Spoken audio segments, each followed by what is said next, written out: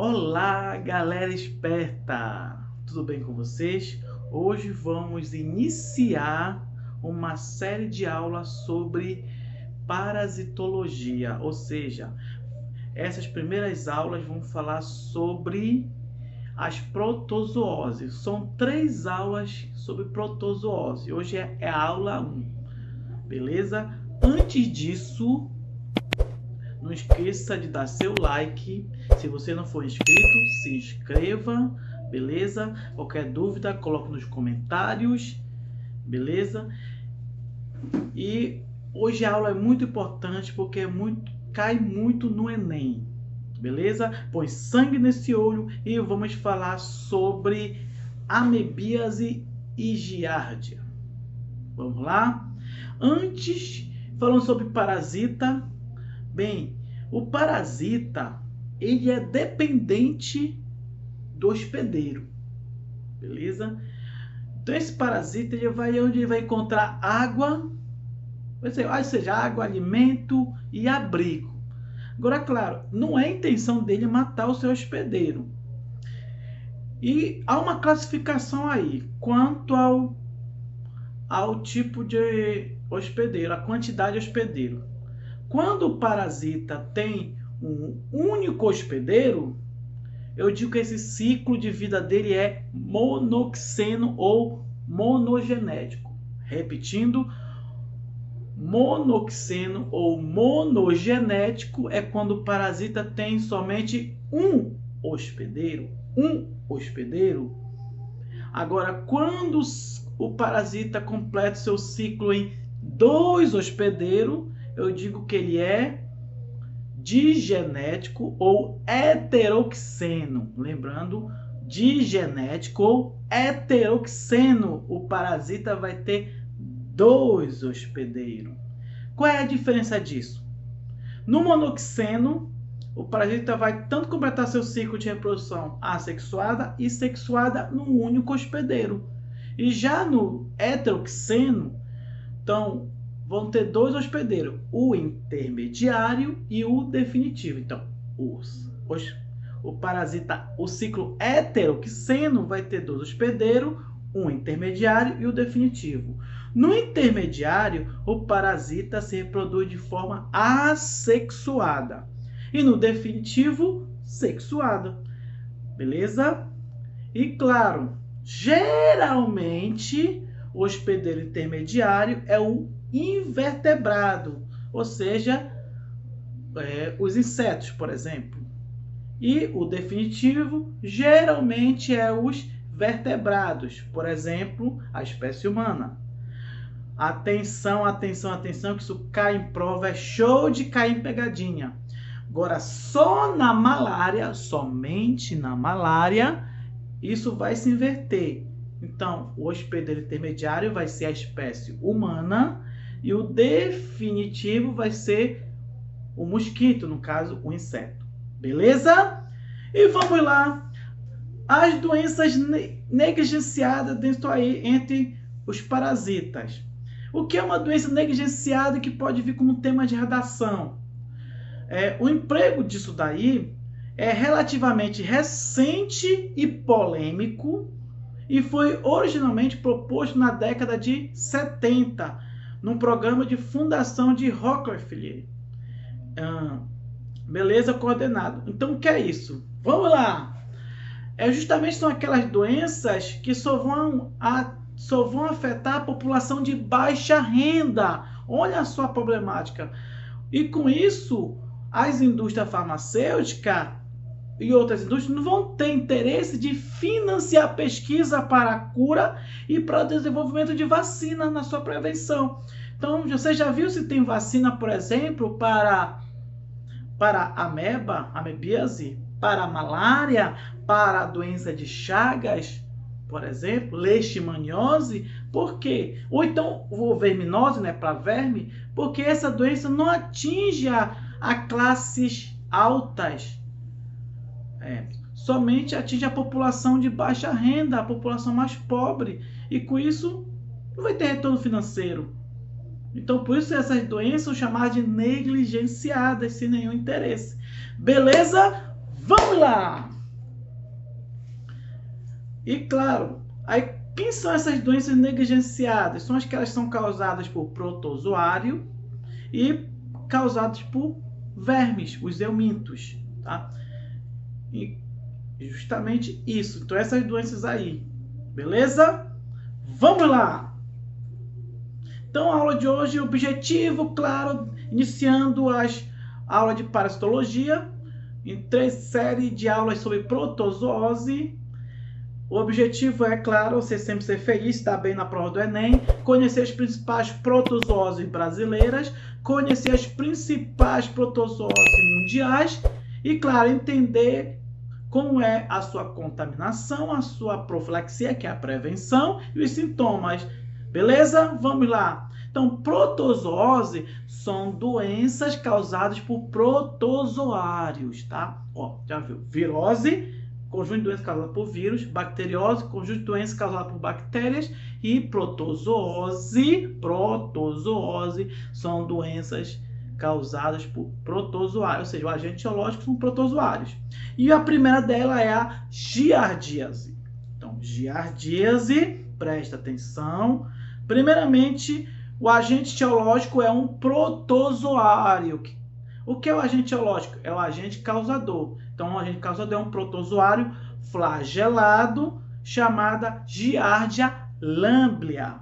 Como você está vendo aí na imagem, ele é um parasita monoxeno. Ou seja, o ciclo é monoxeno, porque ele só vai ter quanto? Um hospedeiro. Então, o ciclo se completa sobre um único hospedeiro. Beleza? Vamos lá. Então, como é que se dá a transmissão da giardia? A forma de contaminação é a ingestão de água ou alimentos contaminados com cisto da giardia. Mas, Carvalhão, o que é um cisto? O cisto é uma forma de resistência do protozoário. Então, é uma forma dele se proteger de coisas adversas ao meio ambiente. Então, é uma forma de resistência. Então, cai em prova, o cisto no protozoário é a forma de resistência. Então, a transmissão da giardíase é fecal oral, ou seja, esses cistos são eliminados nas fezes e irão contaminar a água e alimentos, como, por exemplo, verduras, frutas, água. Então, você tomar banho, aquelas águas que não estão próprias para banho, né? Mosqueiro, ioteiro, nada contra, mas você ingerir pode estar contaminada com cisto da giardia, você pode ingerir. Beleza? Vamos lá, vamos que vamos. A giardia, ela é um parasita do nosso intestino delgado, como vocês podem ver. Então, ele é um parasita do intestino delgado dos seres humanos, tá? Então, ele vai estar lá. Beleza? Vamos que vamos. E quais são os sintomas da giardia? Primeiramente, ela vai causar uma dor abdominal intensa, que vai culminar com uma diarreia aquosa. Você pode com uma coisa tão grande que você vai eliminar. Você, quando for olhar lá no vaso, como você está vendo na imagem, você está vendo boiando a gordura. Então, tu vai eliminar muita gordura. E qual é a consequência de tu perder muito líquido na diarreia? Vai ter uma desidratação. Além da pessoa ter náuseas, esse parasita vai, como ele é um parasita anaeróbio, então ele não vai sobreviver na frente do oxigênio, então o processo metabólico dele é a fermentação. Então ele vai eliminar bastante gás carbônico. Então é por isso que esse parasita, pessoas que estão com esse parasita, vai ter muita flatulência. O que é a flatulência? É o pum, o peido. E pode levar à morte, tá? Isso é muito importante. Vamos que vamos! Tem tratamento a giardia? Graças a Deus, tem. Então, são os albendazóis, mebendazóis, o anita, que são os mesmos utilizados para tratamento de verminose. Beleza? E como se faz para evitar essa protozoose? A profilaxia, nesse caso. Bem, se a transmissão é feita Fecal oral, ou seja, água alimentar contaminada com cisto, você deve beber água tratada, fervida ou clorada. Lavar bem as frutas, legumes e verduras antes de consumi-la. E manter bons hábitos de higiene, lavar as mãos antes das refeições, antes e depois de ir ao banheiro. E, claro, nunca tomar banho em piscinas públicas. Beleza? E agora a vez da amebíase. A amebíase é o agente etiológico, o agente causador é o protozoário Entamoeba estolítica. Beleza? Esse é um protozoário com ciclo monoxeno ou monogenético. Isso quer dizer que só tem um único hospedeiro. Essa imagem aí da amebinha. Muito linda, né? A Entamoeba estolítica e o cisto dela que é eliminado nas fezes, a forma de resistência. Vamos lá. Como se dá a transmissão dela, a contaminação, a proliferação? Também ingestão de água e alimentos contaminados com cisto, no caso das amebas. Ou seja, a transmissão é fecal oral. Então é eliminado nas fezes e vai contaminar a água e os alimentos. Beleza? Principalmente em banho e piscinas públicas, assim como das de arte. Por quê? A piscina pública todo mundo entra, é uma água parada, então é alvo fácil de pegar uma contaminação. Beleza? Vamos que vamos!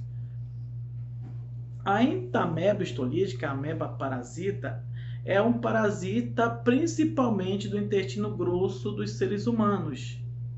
Isso é muito importante. Então ela vai, quando ela eclode do cisto, cada cisto, olha que interessante, vai eliminar até 8 amebas. E elas vão provocar lesões no intestino grosso e provocar o que? Sangramento. E elas vão se alimentar de quê? Das hemácias através da fagocitose. Lembra que a ameba ela se locomove através dos pseudópodes. Então, ela vai provocar sangramentos, lesões nesse intestino. Mas a ameba, ela pode conter muita carga parasitária, ela pode invadir outros órgãos, a amebíase extraintestinal, podendo afetar o fígado, provocando abscessos e até chegar ao cérebro, provocando meningite. Beleza? Vamos que vamos! Então, mostrando aí todo o processo aí do ciclo dela. Então, ela vai se encistar na reprodução, e ela vai ser eliminada nas fezes. E vai contaminar os alimentos e água. E quando a pessoa ingere esse cisto, vai liberar de 4 a 8 amebas. Porque ela se reproduz, lembra que os protozoários se reproduzem por bipartição. É uma reprodução assexuada, que nem das bactérias. Beleza? Vamos que vamos! Então a ameba se reproduz no intestino grosso, forma os cistos e são eliminados nas fezes, podendo contaminar os alimentos. Vamos lá! Essa imagem mostrando todo o trajeto, né? Vamos lá! Quais são os sintomas da ameba? Assim como na giardia, dor abdominais, diarreia com sangue e com catarro, que é a diarreia com fezes mucosanguinolentas, tá? Isso é eliminando. Lembra que ela vai provocar sangramentos. E como ela vai provocar hemorragias lá no intestino, vai eliminar sangue nas fezes, um dos sintomas é a anemia, por causa da perda de sangue lá na ameba. Anemia. Além de manchas brancas na pele, também a anemia pode dar. E como dá o tratamento? São os albendazóis da vida, igual os antihelmínticos. Até por isso que alguns médicos, por forma errônea, nada contra os médicos, mas acabam associando protozoários com vermes. Só que protozoário não é verme, porque ele é unicelular. E o verme é pluricelular, ou seja, é um animal. Tá? Nada contra os médicos, só um adendo aí. E a profilaxia, como se dá para evitar a ameba? Beber água tratada, fervida ou clorada, lavar bem as frutas, verduras, legumes, manter bom hábito de higiene e, claro, nunca tomar banho em piscinas públicas, porque não adianta nada você fazer o tratamento, mas manter os mesmos hábitos. Muito cuidado com isso. Vamos lá! E agora a tricomoníase. Aí esse daí já muda um pouquinho, pode vir na tua prova, que é causada pelo protozoário flagelado, que se locomove através de flagelo, chamado de Trichomonas vaginalis. Ele é um parasita também com ciclo monoxeno, só tem um único hospedeiro. Ele vai parasitar o sistema genital, ou seja, o sistema reprodutor humano, se instalando em órgãos como a uretra, a próstata, a vagina e o útero. Então olha só a imagem dele aí, bonitinho. Vamos lá, como é que se dá a transmissão? Essa transmissão ela ocorre através das relações sexuais com pessoas contaminadas. Ou seja, ela é também uma IST, uma infecção sexualmente transmissível. Ou seja, lembra qual é o agente biológico? É um protozoário.